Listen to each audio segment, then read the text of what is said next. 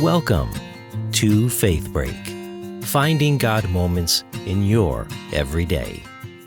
Each week on Faith Break, hosts Karen Luke and Ann Gallagher bring spiritual refreshment to your daily life. Kids and teens at church say the darndest things. It's May 4th.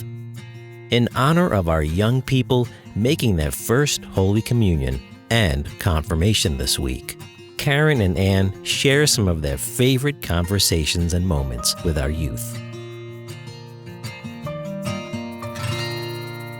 Hi, everyone. Welcome to Faith Break. I'm Karen Luke. I'm Ann Gallagher. And together we are moms, ministers, most of all friends, co-workers, and everything in between. And we are here to help you find your little God moments throughout the day and just provide some extra insight and reflection on our main topics and themes of our faith. So, hi. Hey, everybody. We are still in the Easter season. And today we are, this episode, is going to be mostly me and Karen bragging about our awesome young people in our parishes because we are celebrating all of their sacraments this week. So it's First Communion weekend. Yep. And then on Monday night, we will be confirming about 40 of our teenagers at the cathedral. So we wanted to take this moment and let our whole communities know how awesome our young people are. They are so great. Oh my gosh. I really wish that I could, maybe I'll get more volunteers. Oh yeah, helping, I didn't think about that, right? Because it's just so fun working with the little kids during their sacrament prep. I know. They're so funny. I think we're going to have to be careful about how long we let this episode get because I feel like I could talk about our teenagers forever. Yeah. It's just so awesome. So, but before we get into all of that. Yes. God moments. What was your God moment this week? So my God moment this week was watching Summer and Braden, who were received into the church on Holy Saturday. Full immersion, so baptism, communion, confirmation. To see their faces when they were in the font. So they walked into the font and Rob walked in with them and he splashed them 3 times with the Trinitarian formula. And Summer giggled the entire She was adorable. Time. Yeah. And just the excitement on her face and Braden's face. Yeah. And it's just like, after preparing with them for a year and probably longer, because they came in just after the cutoff for last year's vigil. Oh, so they've been preparing for a year and a half. Yeah. And oh my gosh, just the giggles. And then after she was baptized, Summer comes up, she goes, communion almost, right? And I go, yes, she did. She was like so excited to receive communion and just, And then after the vigil, I told the parents, I'm like, I'll see you guys next weekend. And they're like, well, we're coming back tomorrow. We're doing the whole thing. Oh, so fun. They received their second communion on Easter Sunday. And it was just, so that was my God moment. I love it. Just seeing the happiness. How about you? So mine, actually, I was really blessed to have a coffee date with one of our alumni. She was in town. She moved, she grew up through all of our youth group stuff at Transfig and then came back and has helped as an adult leader with the youth ministry programs. She babysat my own kids when they were little, someone I know really well. But she lives out of state now. And so she came back for a week or two, and we just got to go have coffee and talk, and just I don't know. It was just such a blessing. We talked for 2 hours, and she told me about some stuff she's going through, and I got to get her advice on something I'm going through with my kids, and it's just one of those full circle moments when you get to know someone when they're a teenager. Yeah. You don't always get to keep in contact with them when they're adults, but when that happens, it's just so special. It's one of the greatest things. So that's one of the other things I like about, I know we're in communion weekend and confirmation, but Easter, I love Easter and Christmas because all the teens come home from college. Yes, that was I should have had that one for my God moment. All the college students I got to see on Easter Sunday. All the college students were back, and it's just I love that. And I love when they see you and they like want to give you a hug, and they're like, "Oh my gosh," and tell you about how they're doing, and it just warms my heart. Yeah, that was great. Yay, God moments. Much joy. Okay, well, I can't wait to have this conversation. Here we go. Let's just jump right in. Okay. Karen.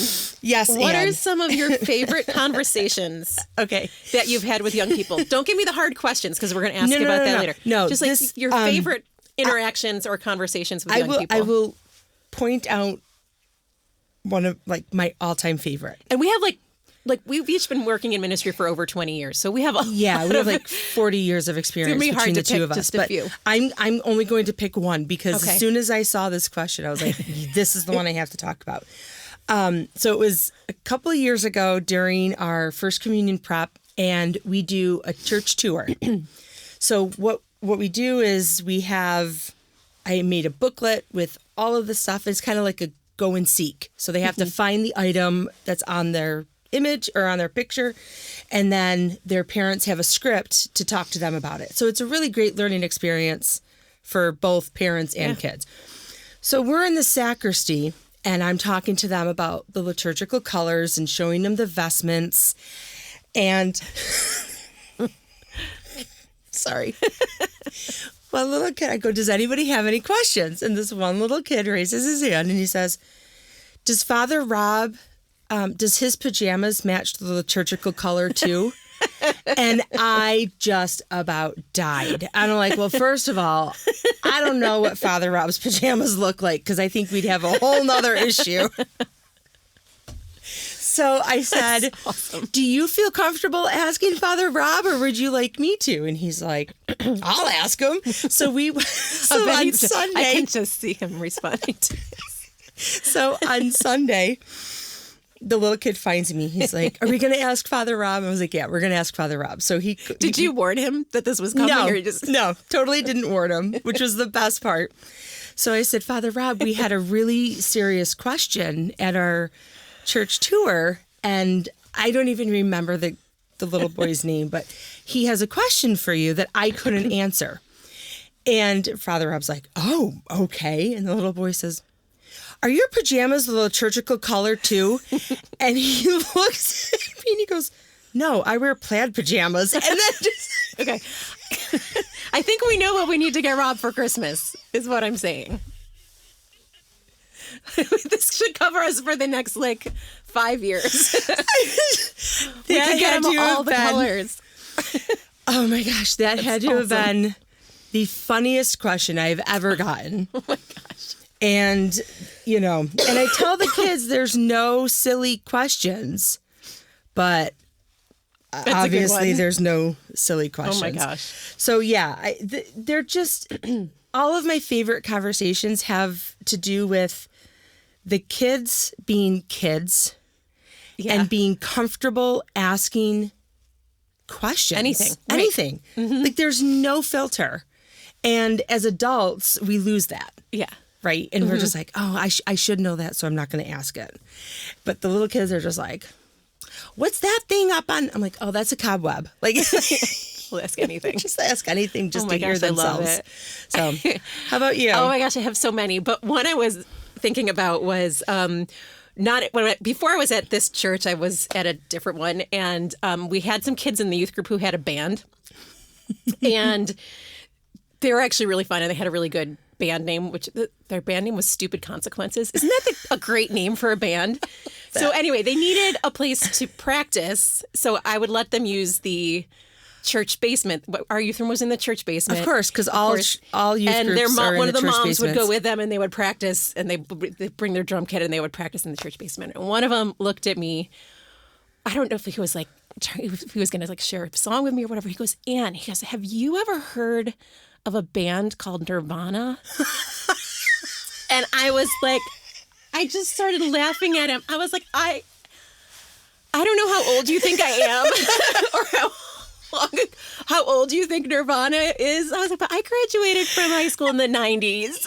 Oh.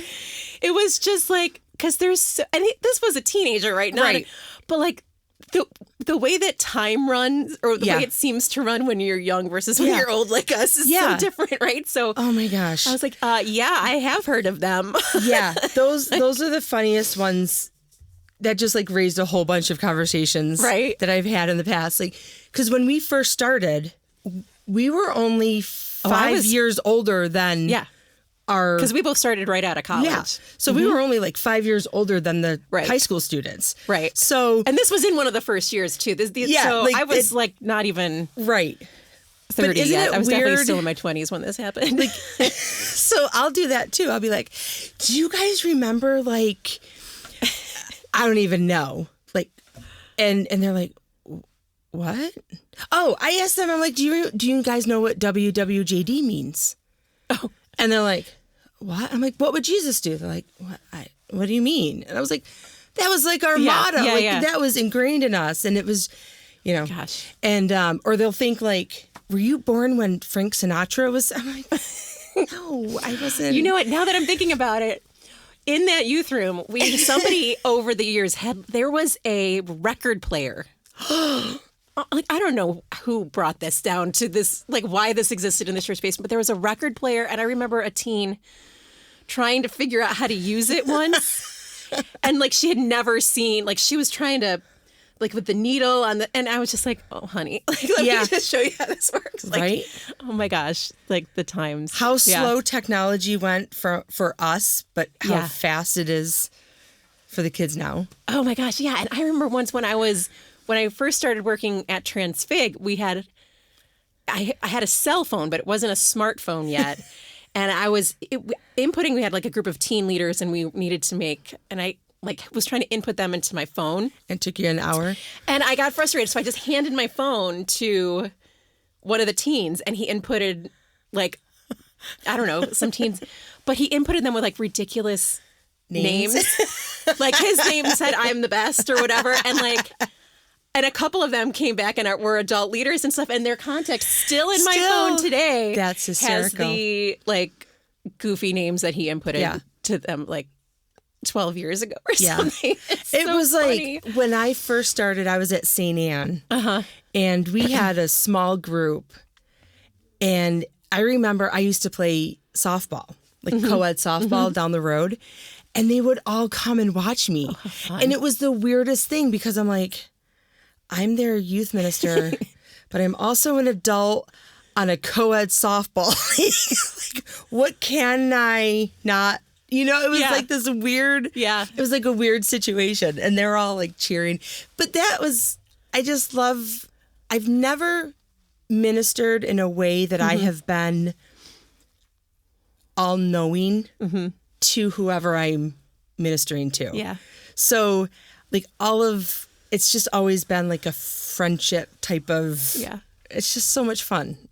You got any other funny things kids have said to you? Because I think when we first started tossing this idea around where it was like the whole kids say the darndest things, like the late night hosts will do. Any other funny things that they've said to you over the years? I don't know about, yes, probably, but like off the top of my head right now. But I remember when I was at my other parish, they had the like actual altar wine, that thick gold syrup. Okay. And I know that it's technically not wine after it's, blessed, but it was, and it was my first year, and I was like, Father Leone, I can't let these kids taste this the very first time at communion because their faces, he's like, all right. They're going to make faces. So, because I remember the first time I tried it, I'm like, oh. As long as we have no spit takes, we'll be okay. Right. So he agreed that as long as the parents were there, obviously, that the kids could taste it before. And so we're in the back sacristy, and I have all these kids and all these parents, and half of the parents didn't even receive from the cup. So we're all watching them, and their faces were just like, it was like they were eating a lemon. Like they're just, scrunched up faces. That's why you practice it ahead of time. And that was totally why I practiced it. And I think maybe like 2 kids actually received from the cup because of that. But, it's just like the questions of why you, I don't know, like why are you wearing that? Or some of the stuff isn't related to even church. It's just although some of the church questions are really funny too. Like the other one I was thinking of, I had a middle schooler once who and this question came, I think we weren't like out of nowhere. Like we weren't even talking about this topic. He was like, is it true that if you see God, your head will explode? And I was like, what? Like, I'm wondering, like, did he see that, like, 10 Commandments movie where, like, Moses goes up and then his hair is white or something? I was like, I don't know where to begin answering that question, but no. But he was getting at, like, a theological... Yeah. There was a real deep theological question in there somewhere, but the way it came out was just, like, so, like, 12-year-old boy. Awesome. Oh, I wish I had written them all down. I do too. I wish I kept like a journal. You know how like when they say when you have kids you should start an email for them? Did you ever hear that? No. So it was like, of course, after both of my kids were born, and they're like, you should start an email address to them and just email them little things throughout the years and then give them the password on their 18th birthday. And then they have like all these how cute. like little notes. That sounds like a lot of work. Well, yeah. And that's why I can never remember, too late. The like little funny things. But yeah, it's great. I love the kids. Yeah. I love the kids. Okay. Well, now that we got the first layer of like funny things kids have said to us over the years out of the way, what about like some of those deeper moments when you've seen a young person really like kind of grow in how they're living their faith or serving? Like, do you have any of those moments you can share about times when you got to witness, I don't know, like the seeds growing, you know, the harvest coming in? Yeah. So I have, this is going back to my old parish, but I had 2 kids in my youth group, and it was a boy and a girl, and they were just like best friends. And and then I left St. Anne and I came here, and I get a phone call from the father of the boy asking me what I thought about them getting engaged. I think I know this couple. You probably do. Okay. One of these kids like would sometimes come to my... We'll talk about this later. Yes. Okay. I know who you're talking about. So I'm like, did he propose? And he's like, yes, but I think they're too young, because they were only like 19, 20 maybe. And I was like all giddy for them. And the dad was like, I don't know. And so we had a nice conversation about it. But then I got invited to the wedding. Oh, yay. And I unfortunately couldn't go. Oh. But I follow them on Facebook, and they have 2 precious kids, and they have such a strong marriage and bond, and it's just... It's awesome. Like to see them as... Look, they're still little kids to me. But to see them as teenagers growing into husband and wife and mom and dad, and it's... I love it. You can sometimes see these moments, and sometimes they're like big vocational, like lifestyle moments like that. And sometimes they're just little small things. Yeah. Like I think mine definitely are from both of those categories. Like there's this one small moment I will always remember where I had a kid who he must have been in college, and he had shown up for like the 4:00 Saturday mass or something. And they needed help doing the collection, like being an usher. But George had shown up, and he had his hair. It was like a soccer ball, like polka dots, like bright orange and black, like polka dots all over his head. Like, I don't know why he had done this, but he like showed up for mass with this crazy hair. And they're like trying to find people to do the collection. And he was like, I'll do the collection. So I got to watch everybody in the church while this like, 20-something with like fluorescent orange hair, but only on half of his head. Yeah. Is just passing the basket. And it was hysterical to watch, because I loved that community too, because they were just so accepting. Like they would do a double take and then they'd be like, cool. Like, and they would just put their money in and move on. It was just so great. But then you do get these other moments where it's like we have one young man who's a young adult now, but he came through our summer service retreat we do with the sisters every year. And he went for like 5 years. He went when he was coming into high school, and he went when he came out of high school, and he's come back to visit every year. And like he's working on his law. He's going to be like a lawyer and work to advocate for the poor now. And I remember the conversation we had with him in one of those early years where it clicked in his head, like the whole idea that some people don't have it as easy as I did. And like what it means to work for justice. Right. When you've been given a lot, like how do you make it so that everybody else has it? It was just amazing. You get to see how the conversations we've had over the years and the experiences in community have really shaped some of our people. And, we don't always get to see the fruits of our labors quite so much. So when we do, it just makes it so special, I love the little kids at Transfiguration who bring up the gifts. He's so cute. They're so cute. And at St. Catherine's, we have 2 little guys. Every week, they're passing the basket and bringing the collection up to the altar. And they take their jobs very seriously. They know they have an important job at church, and they are proud to do it. And That's I love awesome. to see the teens lector and Eucharistic minister. And it's such a bright spot.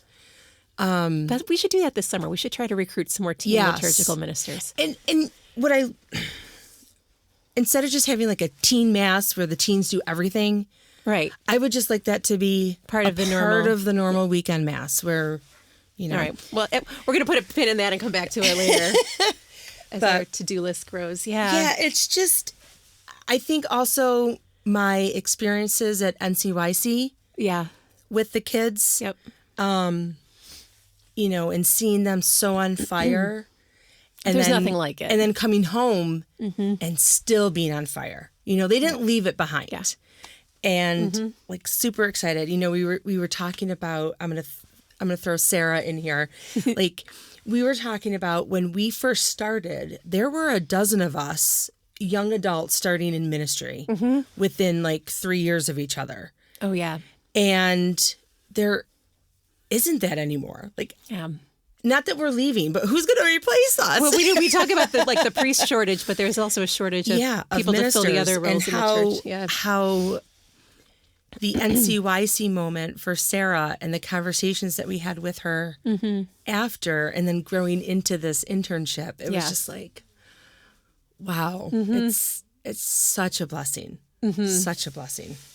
Yeah, and that legacy is so cool too. Like I'm remembering a moment I had. I had a teen who was on the diocesan youth committee. Oh my gosh, this was like several years ago. But I had been on the diocesan youth committee when I was in high school, and we were probably at the same diocesan retreat. Oh yeah, and we didn't totally even know were. each other. So he was leading a prayer. This teen, he was one of the teens in my youth group, but he was leading a prayer at a diocesan youth event, and he was praying just like freely, like he wasn't doing a program. It was just, he was spontaneously praying vocally.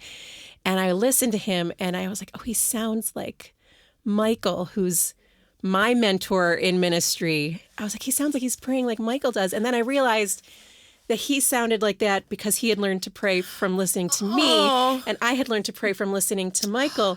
And it was like this, just a cool flow of it. Yeah, that was really special. Wow. And again, just a small moment. All right, let's talk about this year, though, because you mentioned Sarah, and I had her on my list as like, since we're at the sacrament celebration moment of the year, it's a good time for your youth minister and your faith formation minister to look back at the year past and just let's name some wins and some special moments over the course of this past ministry year.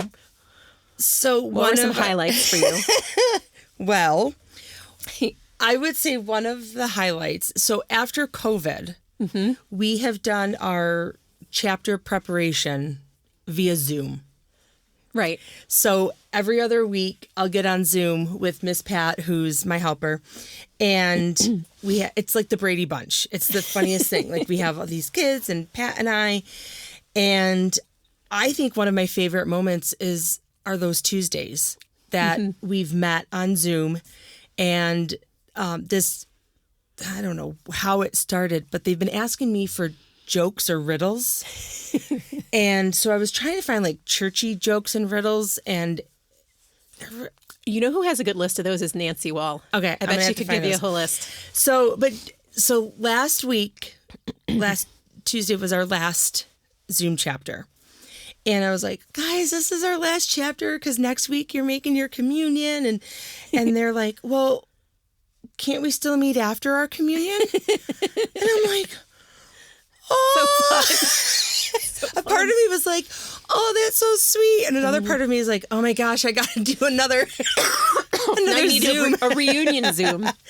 But it was so just fun. like, and they see each other at Mass and they sit together. Look at you building community. It's the cutest thing. So that would, that's one of my favorite moments. Yeah. The other really is I have met and flourished relationships with the families at Transfiguration.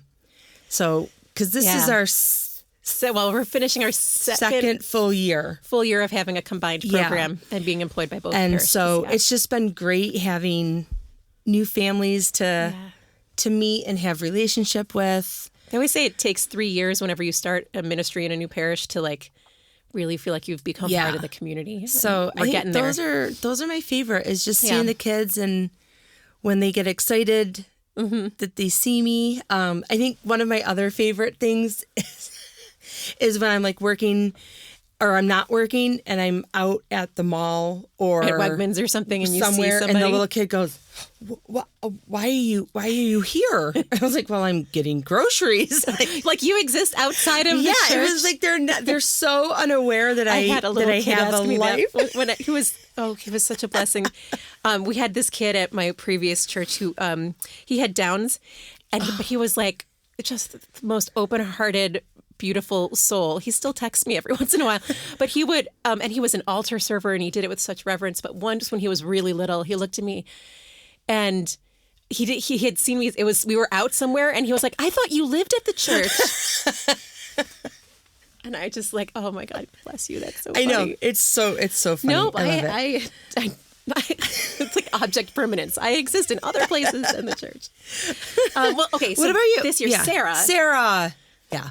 We're going to have her back to do a graduation episode. So we'll but she having our teen intern for the year has been it's been amazing. I don't want to let her graduate and I want to see if we can find another one for next year. Maybe that would be cool. But I mean, there's been so much. It's really been a good year. Yeah. And I had a moment at one of our Tuesday night youth groups. The kids are just talking and we're having conversation about, and it's just, and I like felt how I was sitting in the chair that I always sit in for the senior high youth group. And like, I was like, my body's so relaxed and I'm like, I have so much joy in this moment. And I was like, you know what? I really just love my job. And I just like in this space, it's like my whole being just kind of like, it just feels right. And so I've just really had a lot of those moments this year where I'm just appreciating how good it feels to be in this space. You know, like that's our motto at Transfig, how good it is for us to be here. But I've had a lot of those Transfiguration moments this year. And kind of a small but really important one to me was, we do I have a group of teen leaders who are older teens who've been confirmed who help out with our younger kids for the confirmation program. And they get a small group of younger kids and they walk them through the 2-year process. And there's this one guy, I'm not going to name him because I don't want to call him out, but even when he was in middle school, like 6th, 7th grade and was coming to the middle school youth group, I was like, oh, he would be a really good leader. But he also is someone who's always been kind of questioning a lot, like very articulate and will challenge, like, and I've always really enjoyed talking with him because he doesn't hold anything back. He'll ask the hard questions and stuff. And the first application I got for the peer leadership team was his. Oh, it was the first one. He came in. He's been coming to youth group like every week, and he's it was just like, yes, we've got him, and I can just see it.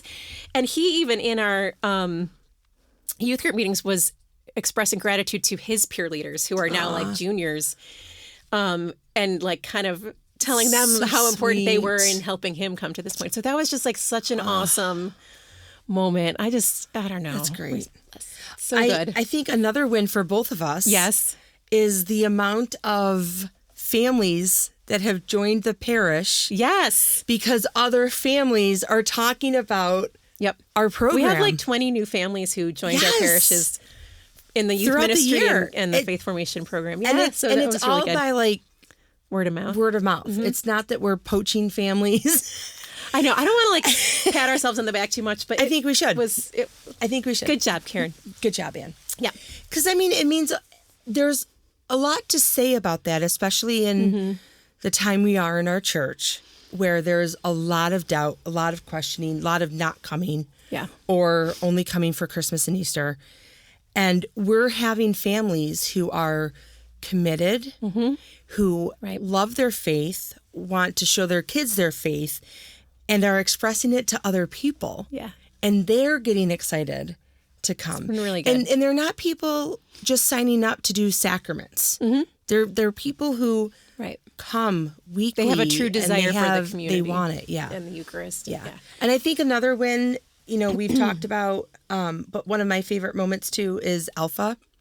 Yes, because we've made some decisions this year about programs for adults and trying to be very intentional about trying to reach out to people who maybe don't often come to some of the offerings we've more traditionally had. Yeah. So we're 2/3 of the way through the Alpha course at this point. And we offered childcare. So we have 4 families who bring their kids, and they are very spirited kids. So far, only once has one of the kids pulled the fire alarm and the fire trucks had to come. And thank goodness it was before we even started. So the teens that were watching them weren't the ones that it happened to. But what I love about Alpha is not only the small groups for the adults that are forming, but the kid groups. Yes. Because it's so cute to see them when they come to Mass. They're like, oh my gosh. And to see the little kids who have crushes on the babysitters, the teens who are helping. It's adorable. Yeah. So, I mean, and the podcast. This right here has been a high point of the year.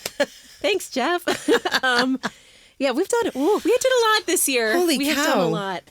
And I had somebody ask me, oh, now that Easter's over, it's pretty quiet for you, right? And I'm like, yeah, okay. Okay, we got sacrament, First Communion, confirmation, Vacation Bible School. Stop with the Vacation Bible School. It's giving me so much. It's giving me We just get differently busy. Sweats. It's going to be fine. We're going to help you through it. No, I love VBS, but it was great when Vicky was here and I know. She took it. And I remember she was like nervous asking me.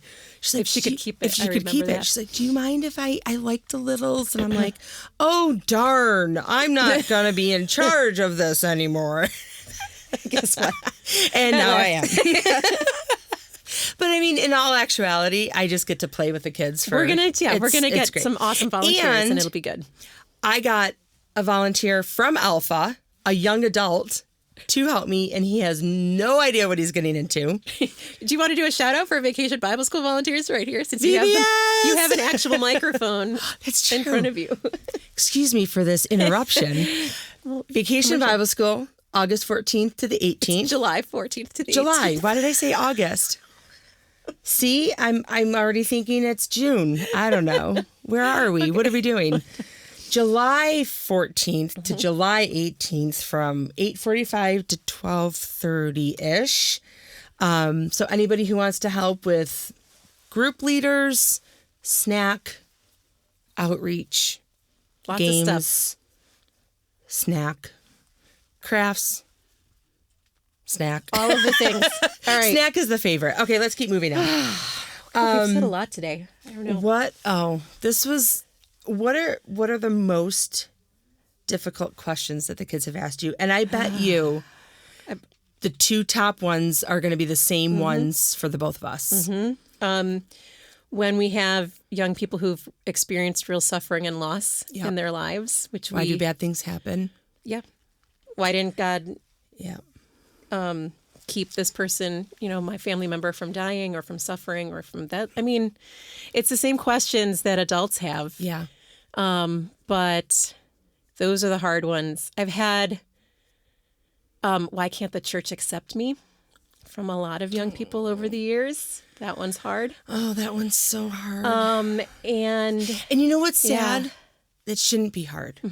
Because if we're walking in the image of Christ, there's only one answer for that. Right. Oh. I hear a lot, will I go to hell if, or have I done enough to get into heaven? I've heard a lot of what is heaven like. I spend a surprising amount of time convincing young people that they're not going to hell. That's surprising to me, but that is not all young people, but for certain people, I think that's the people that bring that up. Has there been something? Not always. Sometimes it's just a perception. Yeah, I think, and it's probably a lot of image of God stuff, like that God's there taking notes and right. Yeah. I had the naughty list ideas. Kind of probably Santa's I had Am I on the naughty list? Basically, is what that one means. I had one little kid ask me what heaven was like. I said, I haven't died yet. I don't know. And that's what's so hard, because I still struggle with what's gonna. Well, and I think that's what's important to us as people who minister with the young church, is that to be able to acknowledge we don't have answers. Yeah. At least not satisfying ones, but to still be with them in the questions and to reassure them that God is with them in the questions and that it's important to keep asking them. Yeah. Right?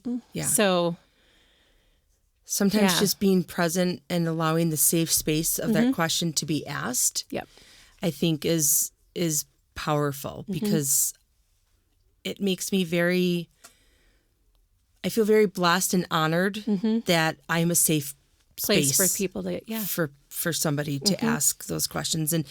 And I've gotten a lot of not necessarily questions, but prayer requests. Yes. For young people and mental health.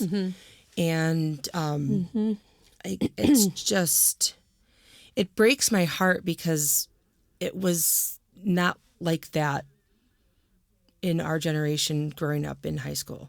Or if it wasn't as...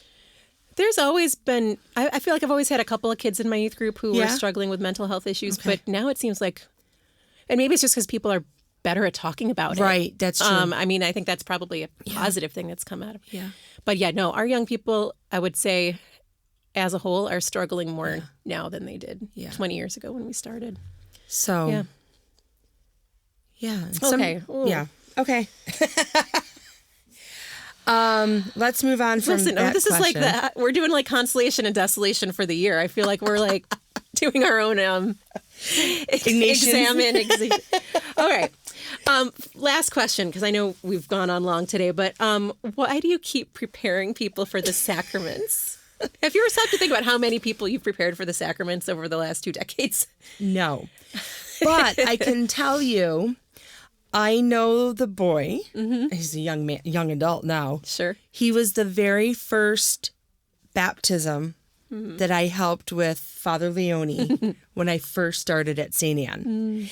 And interestingly enough, the family has moved from St. Anne's to St. Catherine's, and I am still in touch with him. So cool. And the whole family, I celebrated all of their sacraments with. I prepared them for everything. And it's just like, wow. Yeah.